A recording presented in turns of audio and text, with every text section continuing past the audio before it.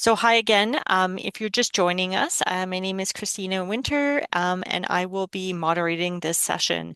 And I'm very pleased to welcome our next speakers, Erin Field, who presented earlier. So thanks again, Erin, for coming back. Dee Dee Dawson and Jacqueline McLean. So Erin is the Open Education and Scholarly Communications Librarian at the University of British Columbia. Dee Dee is the Open Scholarship Librarian at the University of Saskatchewan Library, and Jacqueline is the Electronic Resources Librarian at the University of Saskatchewan Library. They will be presenting Behind the Buzzwords, Reframing Transformative Agreements in the Library. So now I'm going to pass it over to you. And if you're just joining us, I will also quickly drop in the schedule again in the chat.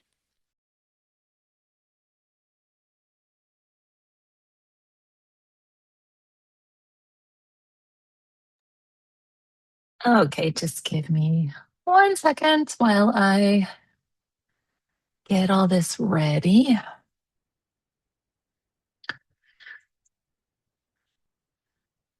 All right, so we should be sharing the screen. Yeah, I'm back, but I won't be talking as much in this session. So, um, thank you again for allowing us to present on this. Before we get started, I would like to acknowledge the land which I get to work on, and of course, Dee Dee and Jacqueline. So UBC Vancouver is located on the traditional, ancestral, and unceded territory of the Musqueam people, and the University of Saskatchewan is located on the Treaty 6 territory in the homeland of the Métis. We pay our respect to the First Nations and Métis ancestors of this place and reaffirm our relationship with one another. So, just a little agenda today of what we're going to be talking about. We have a few activities that we're going to be going through today. I will be the activity person today. Dee Dee and Jacqueline will take care of more of the content. So, we're going to be talking about licenses and transformative agreement terminology and the library objectives for transformative agreements and how the terminology is loaded. We're also going to talk about the question of whether anything actually has transformed and looking at more equitable pathways to open access. So to begin, we're going to do a little Menti again. I had a few of those in my last presentation. We're going to do a word cloud on when you think of a transformative agreement. Oh, sorry, I should start the presentation.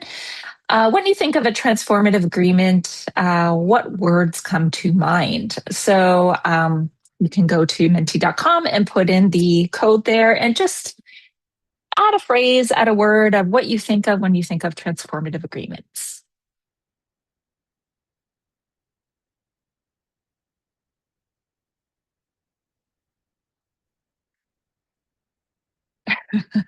I love it.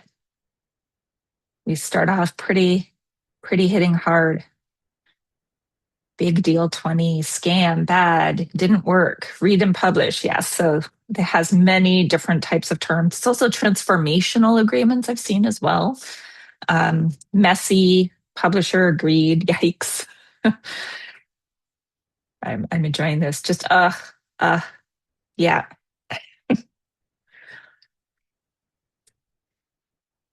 Any other comments? Unsustainable. Yeah.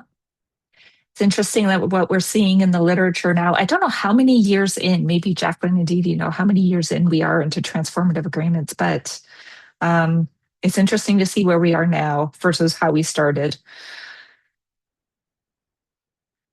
About a decade. Yes, about a decade. Oh, wow.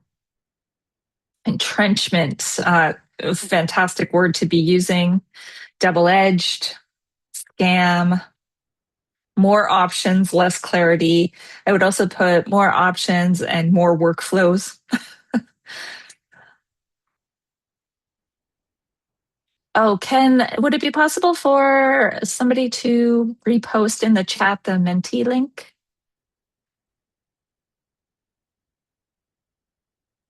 And it's the same link for all of the mentees that we'll do. So yeah, so we're getting like a theme here around the sustainability issues around transformative agreements, the feelings that we have around it, for sure.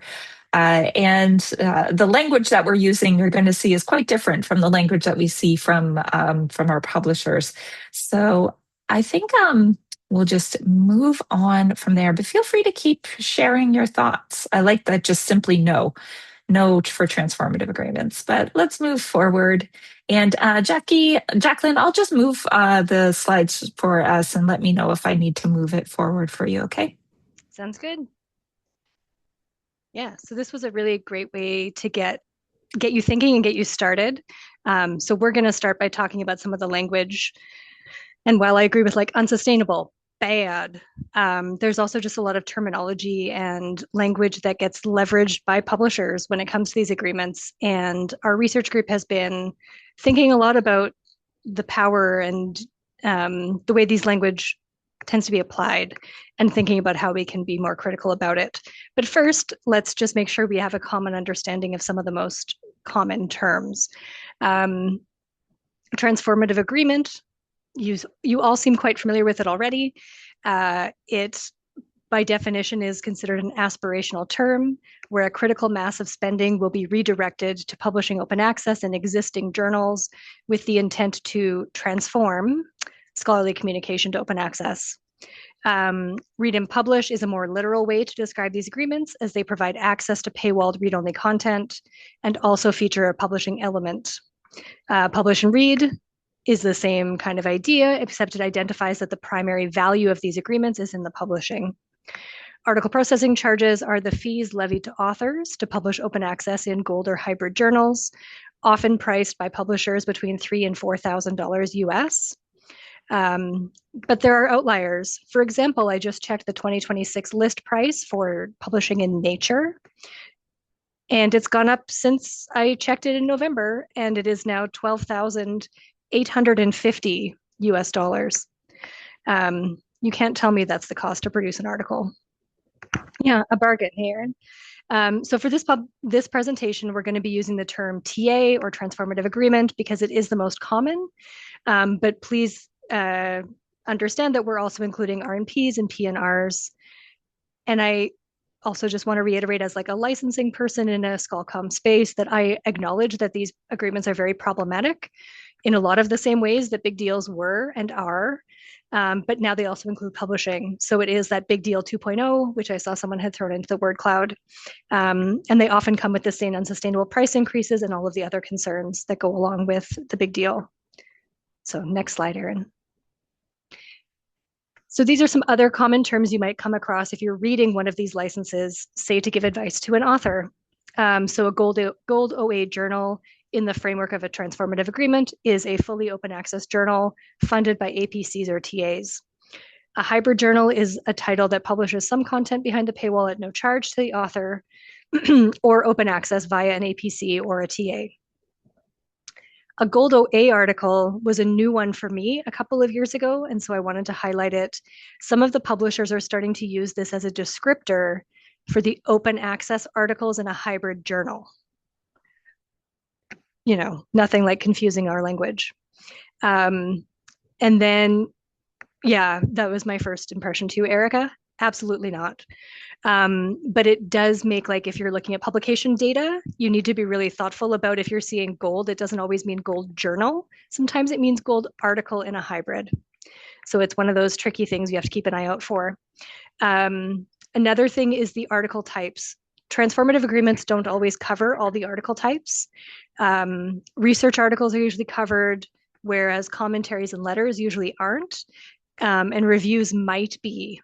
All of those kinds of details depend on the publisher and your local agreement. So it's good to check that out if you're not sure and you're getting questions. Corresponding author is usually the data point that the publisher will use to determine the APC waiver or the discount. So the academic institution where the lead author is employed and how they are affiliated with that organization. Publishers will often try to use data points to automate this kind of approval. They will use data like email domain, Ringgold, ROR, or IP address. And sometimes when the automated data isn't available, they will pass it off to the library or the consortium to manually approve or decline. And then acceptance date is another key element of transformative agreements. where the article must be accepted for publication within the term of the agreement. So it's really important to know in your own agreement which date in the author journey is considered the one for inclusion in the TA. Because again, there are different dates that the publishers are using for this. Some of the original goals when it came to TAs from the library end were to increase the amount of open access publishing. And when we look at the data for Canada, there's no doubt this has been the case. We have seen a dramatic increase in the number of open access articles where transformative agreements have been implemented. TAs are also supposed to be, at least in principle, cost neutral, and that's in heavy quotation marks. The original formulation of these agreements was about redirecting existing subscription spending to also support the publishing. And then as these agreements were envisioned to be transitional, the idea was to maintain access to the subscription content, which is the read part of the read and publish, which, as we know, the value of that content is declining over time as more and more open access is published through these agreements. But finally, and most importantly, through collective action worldwide, one of the goals of TAs was to accelerate the transition to full open access. And I think I can say pretty safely to this group that a lot of those goals haven't necessarily been met, but that was a lot of the original plan or thought about transformative agreements. And we also want to say that this doesn't mean that TAs should ever be the only path to open that is pursued, but until prestige journals and for-profit publishers' influence wanes, it is one of our options. And so now I'm going to talk to you about cheese. And anyone who has maybe talked to a collections librarian, is a collections librarian, has been negotiating. This is a metaphor that we use at CRKN when we're talking about negotiating with publishers, to start thinking about how these transformative agreements have changed how we think about library licenses and academic publishing. So if you think about a TA like a block of Swiss cheese, and the price of that cheese is based on the weight. So you're not paying for the holes, you're just paying for the cheese. So if the holes are the open access, as there's more and more open access, there's less and less cheese and less weight. So but libraries are still paying the same amount as when we had a read-only agreement, which you could think of as a block of cheddar, right? So we were paying, say, 20 cents a pound for the cheddar, and now we're paying maybe 90 cents a pound for the Swiss because there's more holes. And so we're paying the same price, but the weight has decreased. So even though the cheese is weighing less, libraries are still paying the same amount. And is that actually value? Is it actually cost neutral? And that's something that we need to consider as well when it comes to these agreements. There's also a lot of language that comes up around transformative agreements that is not neutral. They are proposed by vendors in a lot of cases as though they are neutral, but it is important to critically engage with the language that is being used around these agreements. And that's something that this group has been doing, and we published an article in March called Tangled Terms. If you want to learn some more about it, we'll have a citation later in the slide deck, but I've also put the link in our slide notes if Dee Dee or Erin want to post that in the chat. So these are some of the terms that you'll find discussed around TAs, and I just want to question what they really mean and who they benefit. So savings, it's hypothetical saving of money that might never be spent. And if the APC, for example, would have been paid by researchers either directly or through their grants, is the library saving anything? Or if they would not have paid that APC, is anyone saving anything? Value to whom? For who? Is it value to the library, value to the researcher, value to the reader of the research? Price. In this case, I'm talking about subscription price and APC list price, which list price doesn't seem to reflect production costs and hasn't for a long time. We've all hopefully heard of the serials crisis, which then expanded into the big deals, and now we're in transformative agreement land. But obviously list price doesn't reflect production costs, because how could an APC at Nature be more than 5 times more expensive than a PLOS One APC? Academic publishing continues to be dominated by these large for-profit corporations who have non-transparent price practices, and in many cases, they have shareholders to please and profit margins to maintain. Transformative, as we've already discussed, and as you've posted in the word cloud, these agreements are absolutely not actually transformative. We're seeing the same type of thing under the same type of banner, maybe a slight transition, a small change in that open access publishing has been expanded, but meaningfully for libraries, things haven't changed a lot. And then cost. The cost of these agreements, when we think about the cost, we should consider more than just the dollars we're paying to publishers, but also think about soft costs like staff time, communications, the time to manage and troubleshoot complex workflows and advise researchers, and to maintain the title lists and the status of those titles in our agreements. All of those things are a cost, and they all require a lot more time with transformative agreements than they ever have before. And then again, if you're curious about this kind of thing, our research group has published that article, as I mentioned at the beginning. Yes, thanks, DD. Those labor costs are absolutely hidden because we've just absorbed them into our workloads.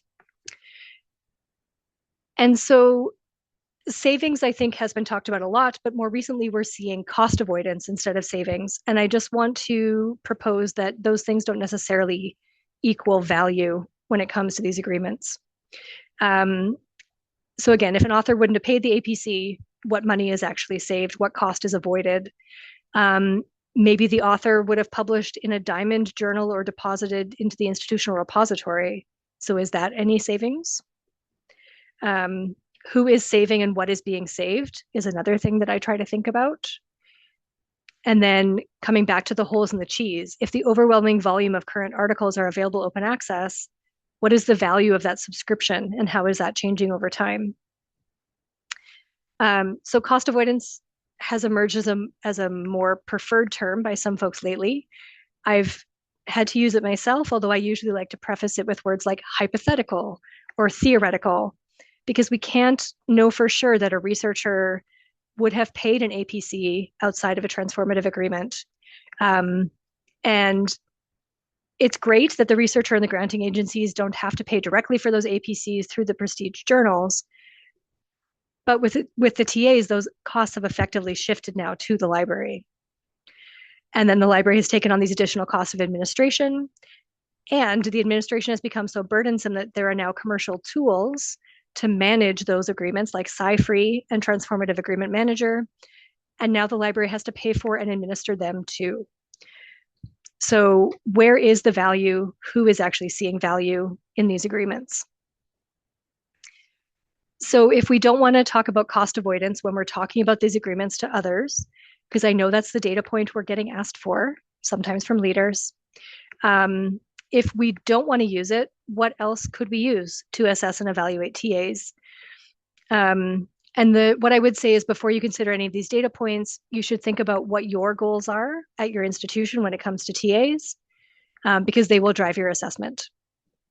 So you could look at OA input output at the institutional level. You could look at citation data and demonstrate the citation advantage with open access and leverage that and share it widely. You could look at the IR. Is the IR growing or changing because of these agreements? Or in a link you can make back to these agreements? If the goal is transformation, have any journals flipped? And maybe not. You could look at how many authors are choosing not to publish OA when they have the option to publish OA at no charge and explore that a little deeper. So it's valuable to think about how you would evaluate the success and focus on those data.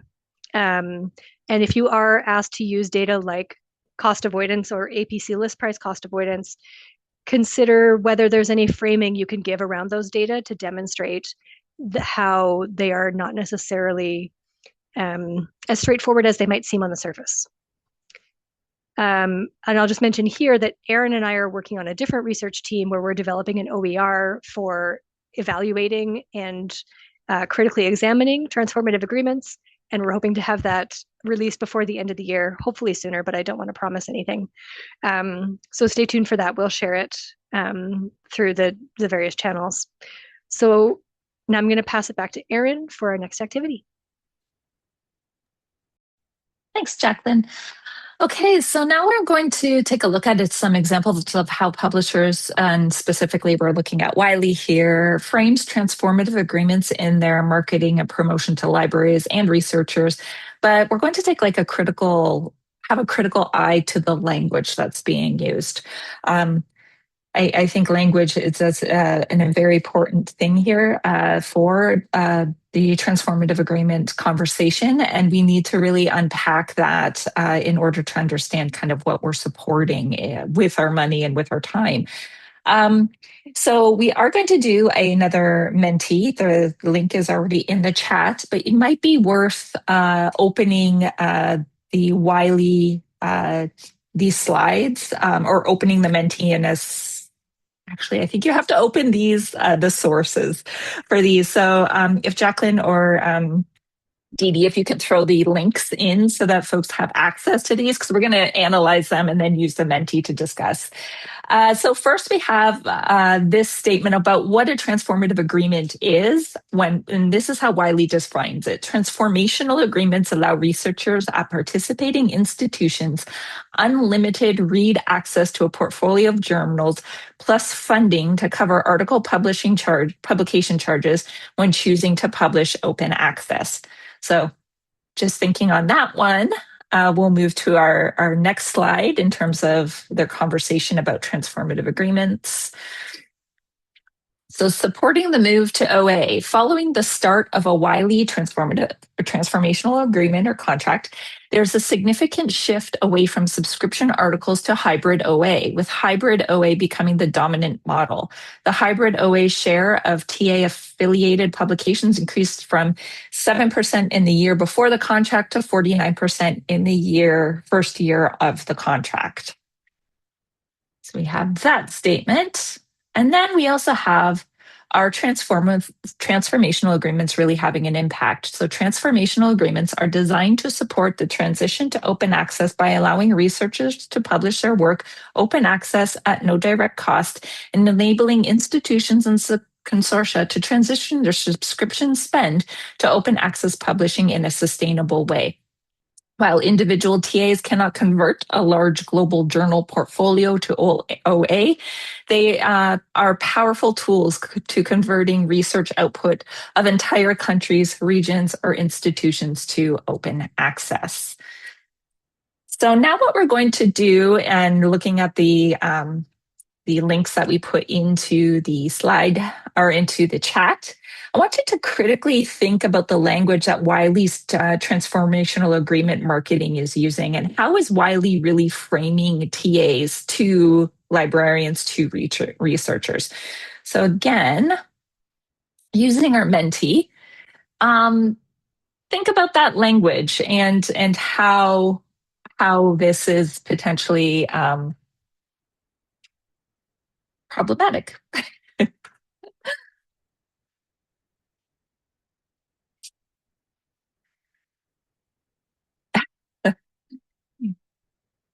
Wiley, oh, so generous. Yes, yes, very generous people. Reasonable, collaborative. Mhm. There's a lot of blown up language there around that the TAs can do this massive shift to open access for entire countries. That is quite interesting in their statement, because we do know with the data that huge shift is not a real shift.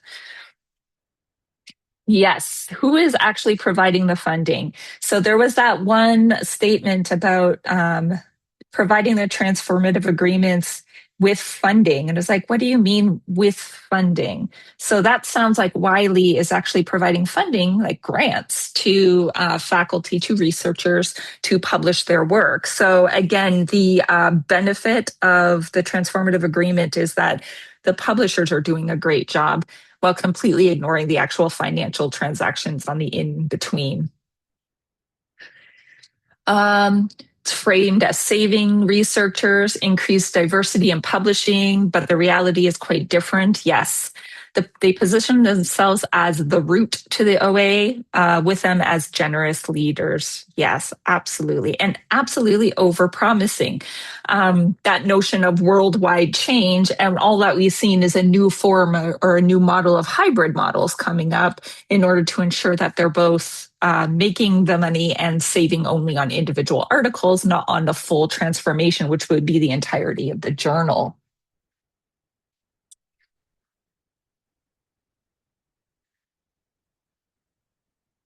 Any other thoughts?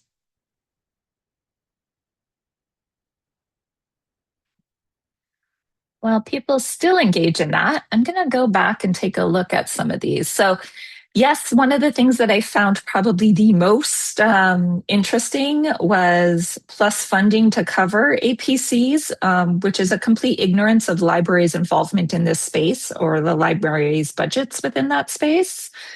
So that is quite interesting. Allowing researchers unlimited read access when before transformative agreements that already existed through our publisher agreements. So that's an interesting statement as well. There is this statement here that I find interesting. While individual TAs cannot convert a large global journal portfolio to OA, so when we talk about what the libraries wanted to do with transformative agreements, the purpose of engaging in transformative agreements was to have a huge transformation. And they very much are saying, well, that's not what this is for, and that's not what this is doing. It's interesting that libraries stepped into that space thinking one thing, but the journals offered something quite different. Jacqueline or Dee Dee, did you have anything to add?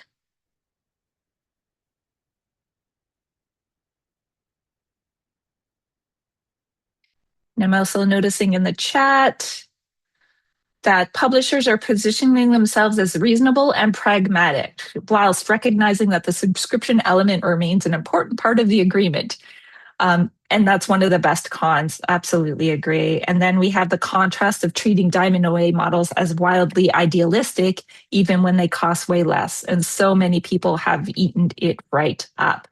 And this is the real rub of it all, is that the library now becomes almost like a pusher of their statements of the value and benefit of transformative agreements because we've locked ourselves into them. So it feels a bit like the middleman racket trying to talk up using the points given to us by the publishers themselves rather than the analytical work that we need to do to actually see if what it is doing is what we want it to do. So thank you for participating in that, the critical view of the transformative agreements. We'll move on now to Dee Dee. Great. Thanks a lot, Erin. So now in this section, I want to talk about, has anything really actually transformed? And we've mentioned this a few times with skepticism. You know, the original justification or argument for TAs was that they were temporary agreements to transform the publishing system from subscription to OA. So has anything actually transformed? Next slide, Erin. Yep.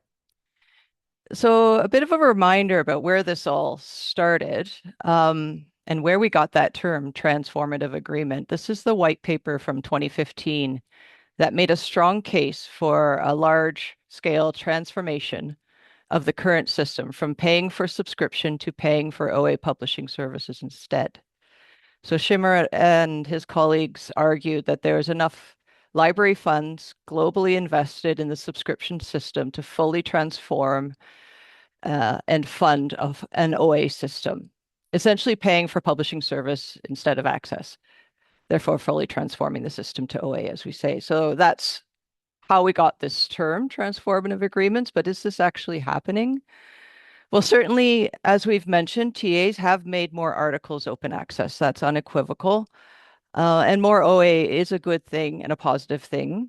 for sure, but is the system itself actually changing to a fully OA system as this Shimmer and his colleagues proposed? So ESAC, if you haven't heard of it, is a community of library workers that negotiate and support these sorts of agreements. It's a kind of a community of practice that develops and shares workflows, negotiation principles, example languages and agreements, best practices, that sort of thing. And they have a website on their website that tracks all these various agreements worldwide. So it's quite a good source of information on TAs globally. And as the screenshot here shows, their first fundamental guideline for what a TA is, it is temporary and transitional. Meant to enable a swift and irreversible change or shift away from the subscription model. So next slide, Erin. Thanks. And so that was in 2015 or so, and more than almost a decade later, I guess, JISC and one of the major consortiums in the world, so in the UK, that's a big consortium, did an assessment. And there's a number of these assessments, I think, that are coming out now, but this one from JISC was interesting and caught some attention because they showed that there's little indication that TAs are actually transforming the system as intended. So from this little quote here that I screenshotted, few journals have transitioned or flipped to fully OA. The transition is to a completely OA environment is still a long way off.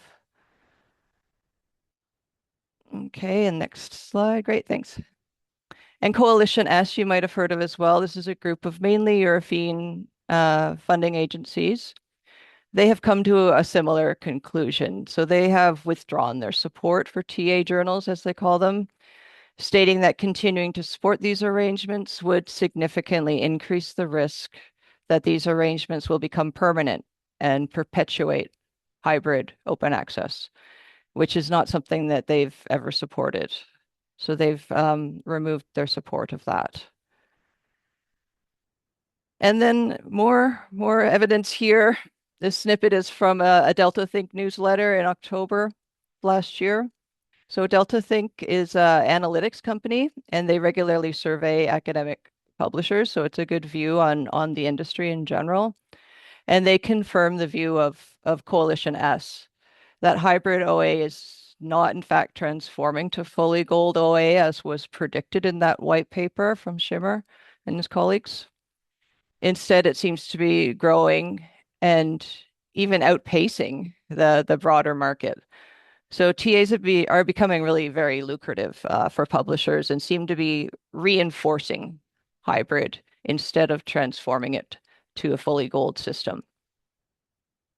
Well, some publishers, I think there's a couple of good actors here. I don't want to paint them all with the same brush, but Cambridge, Royal Society of Chemistry, there are probably some examples of some good actors maybe who are clearly working to move their journals to full OA. But this really hasn't happened with the large commercial publishers. Commercial publishers, and I have to add here, some revenue-driven nonprofit publishers as well, are businesses after all. Even though those nonprofits claim to be nonprofit, they are motivated by profit or revenue, as the case may be. So there's no incentive to really transform from hybrid if revenue is rising with hybrid. Again, I think as one of my colleagues earlier said, I mean, there's shareholders or stakeholders to report to in this case. So in capitalism, it makes sense. Why would they transform? Essentially, we're just increasing publisher revenue and reinforcing their control over academic publishing. And so, yeah, thanks. Yeah.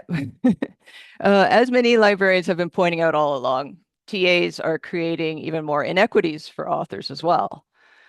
So similar to the APC system on which these TAs are in fact based. So as you can tell, only well-founded or well-funded institutions can afford to participate in the system. So this creates a tiered system, as this article argues, reinforcing the APC's inequities and reducing publishing options for those at less well-funded institutions and lower income countries. So TAs are also likely influencing author behavior, encouraging authors to choose co-authors at institutions with access to TAs, and then giving those authors the corresponding author role because they have access that way to the reduced or waiver fee. And so this corresponding author role often signals leadership on the research project, even if that may not essentially have been the case. So this, of course, unfairly furthers some authors' careers at the expense of others. And author behavior in this TA environment is what our research group is investigating. So our first output was that Tangled Terms paper that was shared earlier. Okay. And so finally, I want to talk about if we're not supporting TAs, but we still want to support open access, of course, there's many more equitable ways to do this. And I think many of you know all of these things, hopefully, but I'll just go through them sort of briefly. So libraries can support both financially and in kind. And let's start with a few examples through the conventional journal system. And the first one is a route that many librarians consider one of the more equitable ways of supporting this with more traditional or conventional publishers, and this is subscribed to open. It's sort of a form of diamond open access where there's no fees for readers or authors, no matter what institution you're at. And it's typically from conventional publishers and works well for subscription journals that are trying to offer open access for everybody. And these subscription journals had some established subscribers. So this is the sort of the situation where S2O works well. So if subscribers join, if enough of them join each year to reach some sort of predetermined threshold, then the content is open. So there's a really vibrant community of practice with this model, I guess. They meet monthly, and it's quite an active and engaged group of people. Mainly it's publishers that are supporting each other and transitioning and sustaining this model, but there are quite a few librarians that join this meeting monthly as well and provide feedback. And so it is a very strong movement to make this work. And I have a link there. We'll share these slides later so you can follow all these links. But there's a quite a good up-to-date tracker there of S2O journals as part of the OA directory. And so one of the members of this community of practice updates it really regularly, so it's pretty current. So some of the best known publishers that have taken up this model, of course, is Annual Reviews. They're one of the leaders of this community of practice, really. And De Goiter Royal Society now has taken this up, and there's quite a few smaller publishers as well. Diamond OA, I'm sure everybody has heard of this. Typically smaller, independent, scholar-led, and bibliodiverse journals. So supporting those sorts of communities that maybe aren't lucrative for those bigger publishers to support. They typically have diamond journals. They're run by volunteers, and they definitely need our support. There's a lot of growing attention and momentum here, actually. And there's multiple ways to support these journals now. Many of you are probably already partnership for open access supporters through CRKN. OASIP, I call it, but I've heard that many people pronounce it very differently by Lyrasis is a somewhat similar model. And Open Journal Collective, a very new model coming on. So ways that we can collectively sort of fund and support these diamond journals. And of course, you can support the infrastructure too. These things run mostly on, I would say, open source infrastructure like OJS through PKP. There are some on more other sorts of software too. But if we support that infrastructure, that also supports the journals. And certainly the in-kind support. A lot of libraries now are providing hosting services for free to these sorts of journals. Green OA, of course, authors can still publish in those conventional subscription journals and make their version of their manuscript OA for free and legally through these repositories. We've talked a lot about repositories today, so everyone's familiar, I'm sure. These are often run by libraries. And so it's another way we can contribute. But beyond paying for the staff time to run these things, we could even just support the infrastructure itself. Again, open source software, DSpace to support that infrastructure is a good contribution, and joining our national infrastructure service to Scolaris. And now I want to get into the more equitable ways to OA beyond journals. And so these are alternatives to the traditional journal route. So these routes avoid conventional journal publishing entirely, and so there's no or limited commercial extraction at all. So preprints, everyone's probably aware of, like manuscripts before journal subscription. They can be found in regular repositories or IRs, but also specialized preprint repositories too. Typically, authors will then submit to a journal after they've posted these preprints, but some authors have no intention of going further. And simply posting the preprint suits their objectives. And I don't know how many times I've shared this link to a blog post. I really like it. It talks about it's an author who's a grad student at the time who eloquently really talks about why he posted his preprint to a preprint server with no intention of ever subsequently submitting it to a journal. It's quite a nice read because he's very eloquent in his writing too. So this route is through repositories, but libraries can also do support these various repositories. Archive is one of the most obvious and clear examples, but lots and lots of different repositories that need sort of support. This final bullet point is an emerging model called Publish, Review, Curate, PRC. And it's kind of emerging between the preprint and the repository route and the Diamond OA route. So early examples of this were overlay journals, if you're familiar. So the preprints would be already hosted on a repository, and editors of a journal would then invite them or would just put them in their own overlay journal, which is sort of hosted in a repository itself or some other infrastructure. And it could go through some kind of peer review there. There's all sorts of different iteratives of this sort of model. Interoperable nature of repositories serve this basic underlying infrastructure. And now we have some additional community peer review infrastructures developing as well. And there's a couple of nice examples here too. Honestly, I'm kind of excited about this model, and I think these innovative beyond the journal models are what I hope wins out in the end. I'm beginning to think this may be the only way out of this current system is really just total reformation or disruption away from journals entirely, you know.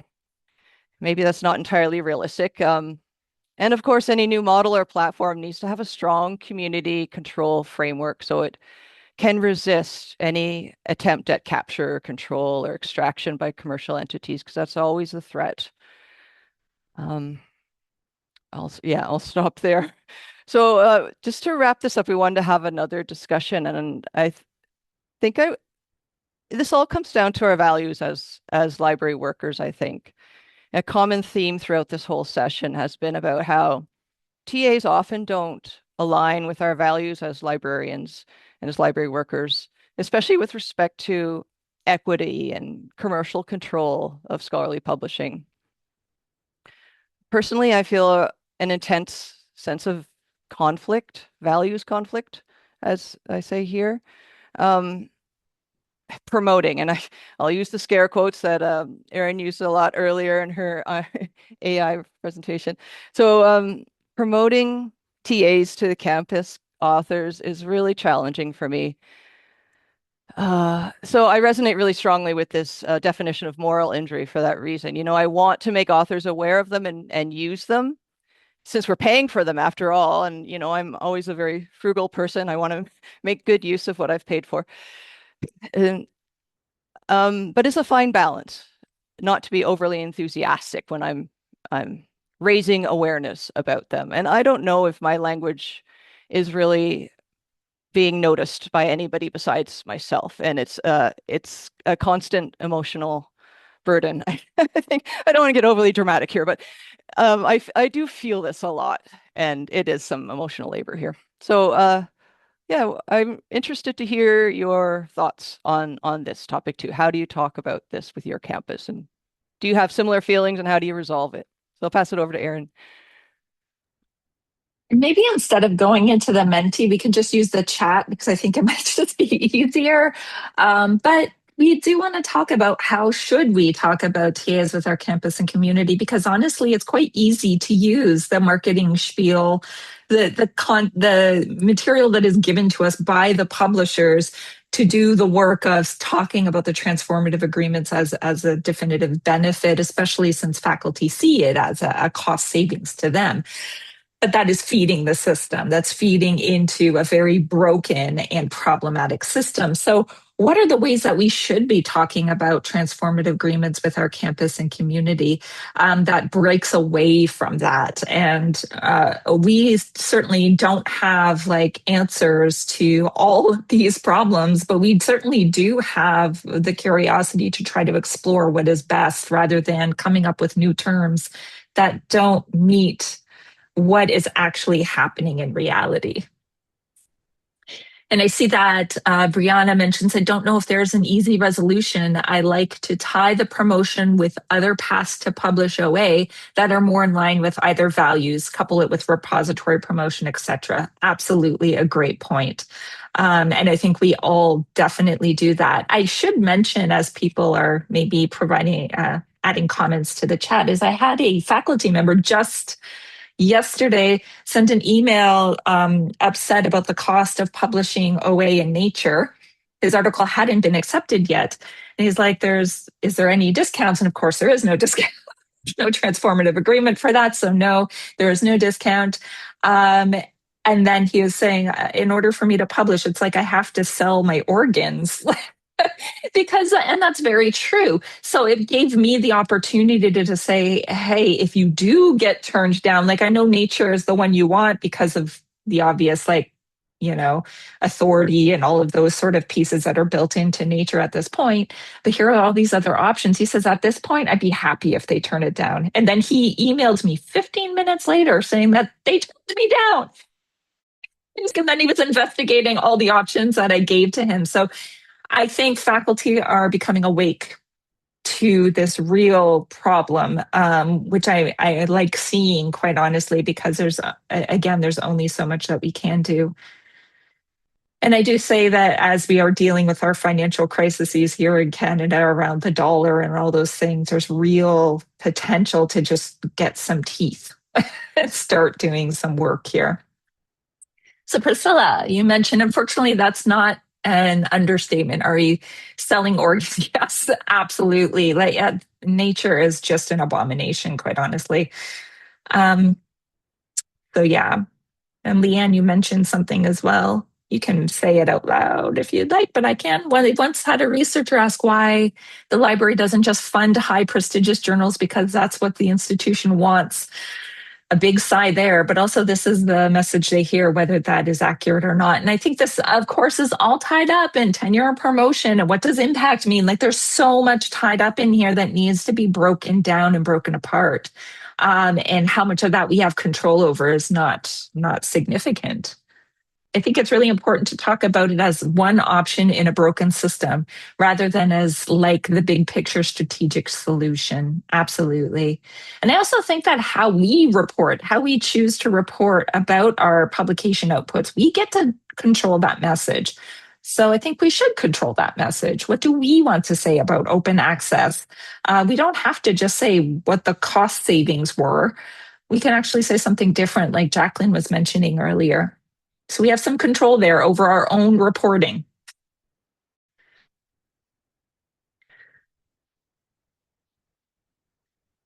Yeah, absolutely. The idea of only promoting and only supporting those large publishers with TA really does underserve emerging fields.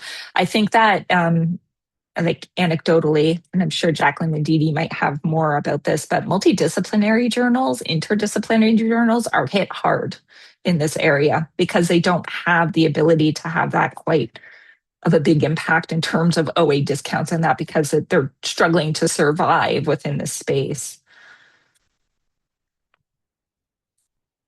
Yes, language, especially important here in Canada. We are bilingual.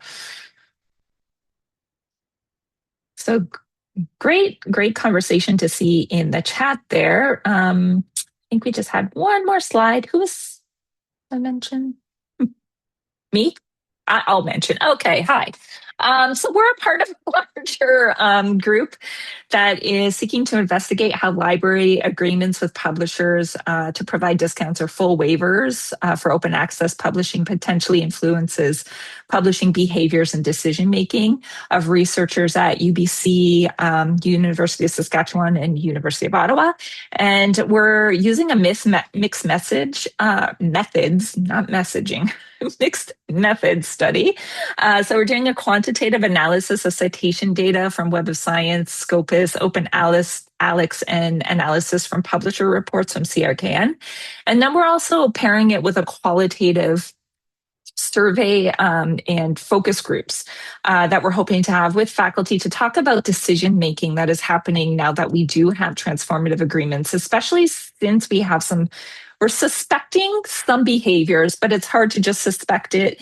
We want to see if these are actual behaviors of what is happening. For example, like we mentioned, the corresponding author game to just keep fishing it around to whoever has the best agreement. And that person becomes the corresponding author for the journal because then they don't have to pay that money. So we want to kind of investigate the real thinking behind that, as well as the ethical and moral thinking behind it. Like, are faculty in their research teams thinking around the ethical pieces around the kind of big publisher agreements, costs, and the negative effects on the institution, on themselves, on the library, and whether that filters into their decision making when they decide where to publish.